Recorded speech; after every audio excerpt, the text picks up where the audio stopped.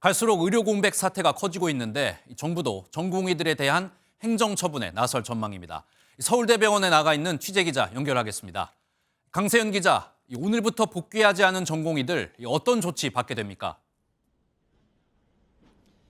네, 정부는 오늘부터 본격적으로 복귀하지 않은 전공의들에 대한 행정 처분을 시작합니다. 먼저 전공의들이 일하는 수련병원을 찾아 현장 조사에 나설 예정인데요. 실제로 전공의가 복귀했는지 확인하고 복귀하지 않았다면 전공의를 상대로 의견을 듣습니다. 왜 복귀하지 않았는지 이유 등을 조사하고 처분 수준과 고발 여부를 정하게 될 전망입니다. 만약 정식 기소가 되고 재판에서 금고 이상의 형을 받으면 의사면허가 취소될 수 있습니다. 네, 그리고 한편 대학교들은 오늘까지 의대 증원이 신청을 해야 한다면서요. 네, 대학들은 오늘까지 자신들이 얼마나 의대 증원을 원하는지 제출해야 됩니다. 정부는 앞서 만약 오늘까지 제출하지 않으면 추가 신청은 없을 것이라고 못 박았는데요. 이렇게 날짜를 정한 데는 대학 내부의 반발 움직임 때문으로 보입니다. 의대 학점과 학생들은 증원 신청 기간을 연장해달라고 요구하고 있는데요. 만약 대학이 눈치를 보고 증원 신청을 하지 않으면 재신청은 없을 것이라고 강조한 겁니다. 결국 대학들은 오늘까지 규모를 제출할 것으로 보이는데 적어도 2,000명은 넘을 것이라는 게 정부의 예상입니다. 지난 1차 수요조사 때는 최소 2,100명의 증원을 요청했는데 적어도 이 정도 수준의 증원 요청이 들어오지 않을까 예상됩니다. 네, 상황이 정말 급박하게 돌아가고 있는 것 같습니다. 마지막으로 정부와 의사단체 사이에 협상 가능성은 없는 상황입니까? 네, 안타깝게도 아직까지 돌파구는 보이지 않고 있습니다. 정부는 2,000명 증원은 정말 최소한의 증원이다라는 입장을 계속 강조하고 있고 의사단체는 이를 원점부터 논의해야 된다는 입장입니다. 여기에 의대 교수들까지 전공의들을 처분하면 집단행동에 나설 수 있다고 밝힌 만큼 갈등의 골이 더 깊어질 수 있다는 우려가 나옵니다. 협상의 주체가 없다는 것도 문제인데요. 앞서 정부는 의사의 입장을 대변할 수 있는 단체를 꾸려달라고 요청했지만 아직까지 꾸려지지 않고 있습니다. 네, 이렇게 상황이 길어질수록 환자들의 피해가 심해질 것 같습니다. 현재 상황은 어떻습니까? 네, 말씀하신 대로 의료 공백은 갈수록 커지고 있는데요. 항암 치료나 아니면 수술을 받아야 되는 환자들이 진료 날짜조차 잡지 못하는 상황이 벌어지고 있습니다. 응급실 역시 점점 한계에 다다르고 있는데요.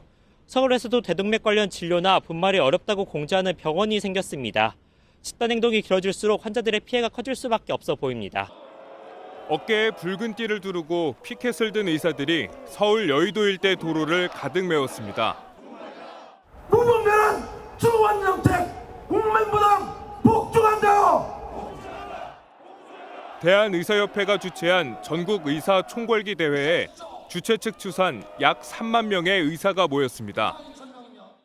전공의의 결정을 지지하고 정부 탄압으로부터 이들을 지켜내기 위해 우리는 함께 모였습니다. 의사들은 의대 정원 증원 철회 구호를 외치며 2시간가량 집회를 이어갔습니다. 경찰은 집회 현장에 경찰 병력 3천여 명을 배치하는 등 만일의 사태에 대비한 현장 관리를 했습니다. 준법 집회에 대해서는 보장하겠지만 불법 행위에 대해서는 단호하고 엄정하게 조치를 할 계획입니다. 이런 가운데 지난 1일 의협 사무실과 관계자 등을 압수수색한 경찰은 관련인들을 상대로 출석을 요구한 것으로 알려졌습니다. 또 김태구 의협 비상대책위원장 등 핵심 관계자 4명에 대해 출국 금지를 요청했습니다. 경찰은 향후 수사력을 총동원해 신속하고 철저하게 관련 수사를 이어나갈 방침이라고 밝혔습니다. 정부와 의사들의 대치 상황 좀 더 짚어보겠습니다. 사회정책부 전남주 기자 나와 있습니다. 어서 오세요. 예, 집회 관련 소식부터 보겠습니다. 오늘 의협 집회 했는데 여기에 제약사 영업사원들 참석을 강요했다라는 주장이 나왔습니다. 네, 그렇습니다. 의사들이 제약회사 영업사원들 이른바 영맨에게 집회 참석을 강요했다는 글이 온라인상에 올라왔습니다. 예, 해당 게시물에는 제약회사 영업맨 필참이라고 해서 파업 참여할 듯 또 열심히 참여하는 사람에게 약을 다 밀어준다고 했다는 등의 내용이 담겼습니다.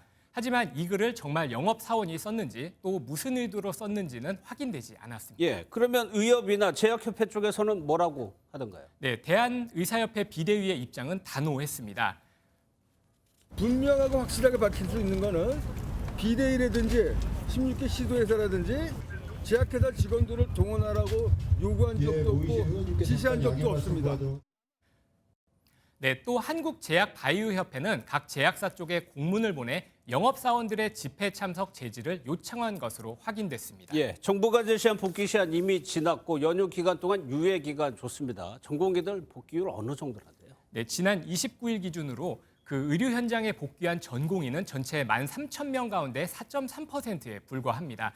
정부는 내일부터 행정처분과 사법 절차를 시작할 예정인데 대통령실까지 나서서 법과 원칙을 다시 한번 강조했습니다.